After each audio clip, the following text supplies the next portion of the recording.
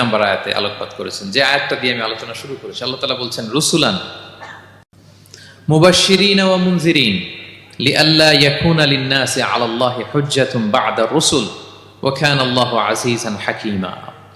অর্থাৎ আমি রাসূলগণকে সুসংবাদদাতা এবং সতর্ককারী রূপে পৃথিবীতে প্রেরণ করেছি। আমি আবারও বলছি, আল্লাহ বলেন আমি এই পৃথিবীতে রাসূলদেরকে সুসংবাদদাতা এবং সতর্ককারী রূপে পৃথিবীতে প্রেরণ করেছি, যাতে করে রাসূল আগমনের পরে আল্লাহর বিরুদ্ধে মানুষের আর কোনো অজুহাত না থাকে। ওয়া কানা আল্লাহু আজিজান হাকীমা। আর আল্লাহ তাআলা তিনি হচ্ছেন পরাক্রমশালী এবং মহাপ্রজ্ঞাময়। তাহলে উদ্দেশ্য আল্লাহ তাআলা ক্লিয়ার করলেন, কেন তিনি রাসূল পাঠালেন, যাতে মানুষের অজুহাত না থাকে।